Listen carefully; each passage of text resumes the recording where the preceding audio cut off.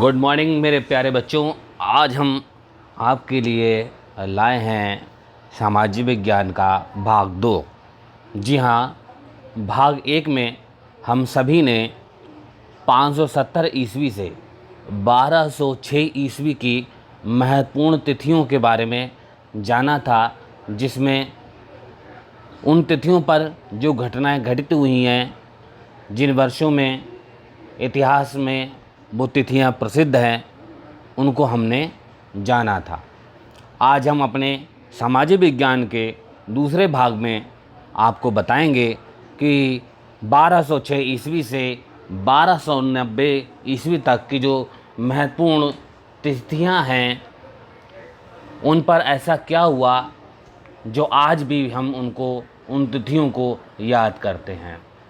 तो इन तिथियों में जैसा आप देख रहे हैं स्क्रीन पर, 1206 ईस्वी से यहाँ से सल्तनत काल शुरू हो जाता है, जिसको प्रारंभिक तुर्क शासन काल भी कहा जाता है और हम इसको गुलाम वंश नाम से भी जानते हैं। जी हाँ बच्चों, गुलाम वंश जो है वो 1206 ईस्वी से 1290 ईस्वी तक चला है। इसके प्रमुख जो शासक हैं उनके बारे में आइए एक दृष्टि डालें। सबसे पहले हम बात करते हैं कुतुबुद्दीन ऐबक की। जी हाँ प्यारे बच्चों, जो कुतुबुद्दीन ऐबक है ये 1206 ईस्वी से 1210 ईस्वी तक सुल्तान बना। जी हाँ, पहले शासकों को राजा महाराजा नाम से उपाधि दी जाती थी, लेकिन इस सल्तनत काल में राजा महाराजाओं की उपाधि ना देकर सुल्तान कहा जाता था। तो हमने पिछले जो भाग 1 में पढ़ा था कि मोहम्मद गौरी की मृत्यु हो गई थी 1206 में।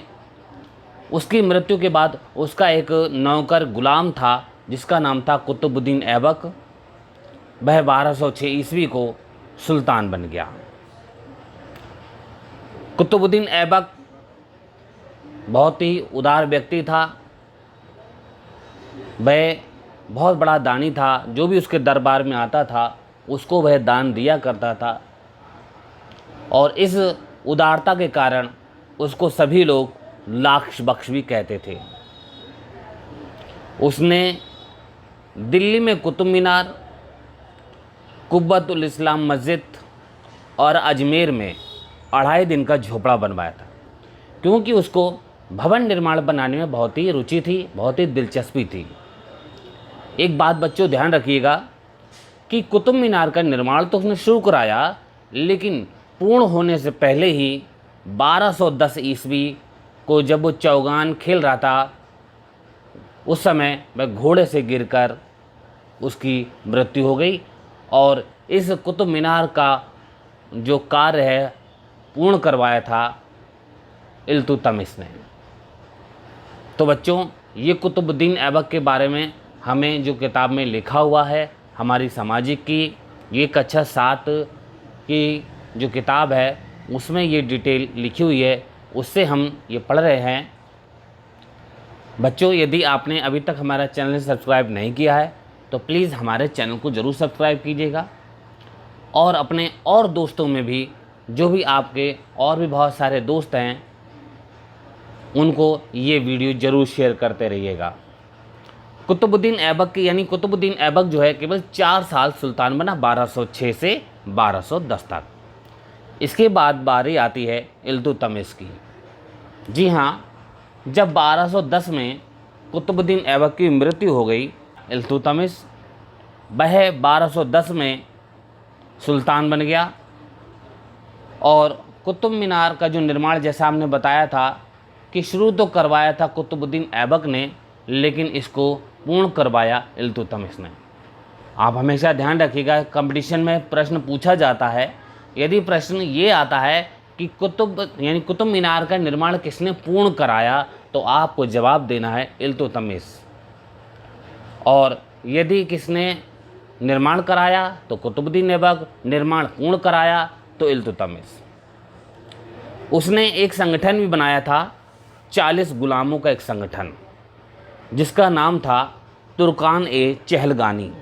जी हाँ, ये जो 40 लोगों का संगठन है, ये अलग अलग प्रांतों में देखभाल किया करता था और उसने अपने जो राज्य है उसको प्रांतों में बांटा था।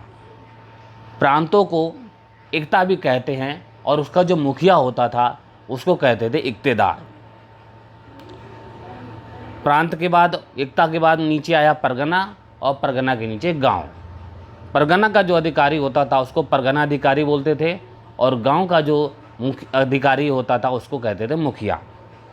तो इस तरीके से उसने अपने राज्य को अलग अलग प्रांतों में बांट दिया था। साथ ही साथ उसने चांदी का टंका और तांबे का जीतल चलाया था और 1236 में उसकी मृत्यु हो गई और उसने अपनी मृत्यु से पहले ही अपनी पुत्री रजिया को अपना उत्तराधिकारी बना दिया था। अब हम बात करते हैं रजिया के बारे में। जी हाँ, रजिया सुल्तान 1236 को सुल्तान बनी और 1240 ईस्वी में उसकी मृत्यु हुई। इसने केवल 4 साल तक राजपाट संभाला। इल्तुतमिश ने अपनी पुत्री रजिया को उत्तराधिकारी तो बना दिया था, लेकिन उसकी मृत्यु के बाद वहाँ के अमीर सरदारों ने और उलेमाओं ने इल्तुतमिश के पुत्र को ही अपना शासक चुना। लेकिन इल्तुतमिश का जो पुत्र था रकुनुद्दीन फिरोज शाह, वह मानसिक रूप से कमज़ोर था। इस वजह से उन अमीर उलेमाओं को, सरदारों को रजिया को सुल्तान बनाना पड़ा और 1236 में रजिया प्रथम मुस्लिम शासिका बनी। जी हाँ, आप ये हमेशा ध्यान रखिएगा, प्रश्न पूछा जाता है कि प्रथम मुस्लिम शासिका कौन थी। जी हाँ, तो ये पहली मुस्लिम शासिका थी रजिया सुल्तान, जो बनी थी 1236 में। रजिया सुल्तान ने 3 वर्ष 8 माह शासन किया और 1240 में कैथल, जो हरियाणा में है, उसकी हत्या कर दी गई। इस तरीके से रजिया सुल्तान 4 वर्ष यानी अर्थात 3 वर्ष 8 माह ही शासन कर पाई। इसके बाद बारी आती है नासरुद्दीन महमूद। जी हाँ, जो इल्तुतमिश ने 40 लोगों का संगठन बनाया था, सरदारों का संगठन था, उसने 1246 को जो इल्तुतमिश का पौत्र था नासरुद्दीन महमूद, उसको सुल्तान बना दिया। यानी रजिया 1240 में हुआ था, उसका हत्या कर दी गई थी, लेकिन इन 6 सालों में 1240 से 1246 के बीच में उसके भाई भतीजे गद्दी पर बारी बारी बैठे, लेकिन उनका जिक्र हमारी पुस्तक में नहीं है। जो प्रमुख हमारे जो गुलाम वंश के जो शासक हैं उनके बारे में ही बताया गया है। तो अगला जो मुख्य शासक था रजिया सुल्तान के बाद, वो था नासरुद्दीन महमूद। और ये नासरुद्दीन महमूद जो है, ये पोता यानी पौत्र था इल्तुतमिश का। नासरुद्दीन महमूद एक अमीर व्यक्ति था जिसका नाम बलबन था, को अपना नायाब बनाया था और 1246 से ये 1265 तक सुल्तान बने रहे नासरुद्दीन महमूद और 1265 ईस्वी को नासरुद्दीन महमूद की मृत्यु हो गई। इनका बहुत छोटा ही लिखा हुआ है किताब में हमारी, तो उस जानकारी के आधार पर हम केवल इतना जान पाए हैं कि नासरुद्दीन महमूद 1246 को सुल्तान बना और उसने अपना नायब जो है गयासुद्दीन बलबन को बनाया था और 1265 में नासरुद्दीन महमूद की मृत्यु हो गई। इसके बाद गुलाम वंश का जो अंतिम शासक कहा जाता है वो कहा जाता है गयासुद्दीन बलबन को। जी हाँ, 1265 ईस्वी को बलबन सुल्तान बना। जी हाँ, बलबन कहा जाता है और पूरा नाम उसका गयासुद्दीन बलबन कहते थे। उसने क्या किया, जब सुल्तान बना तो सबसे पहला काम उसने यही किया, जो इल्तुतमिश ने 40 सरदारों का जो गठन बनाया था तुर्कान चहलगानी, उसको समाप्त किया। उसने लौह एवं रक्त की नीति अपनाई। बलबन ने अपने दरबार में सिजदा और पायबोस ईरानी परंपरा शुरू की। बच्चों, सिजदा जो है वह एक परंपरा है जिसमें घुटनों के बल बैठकर सर झुकाकर अपने सुल्तान का अभिवादन किया जाता है।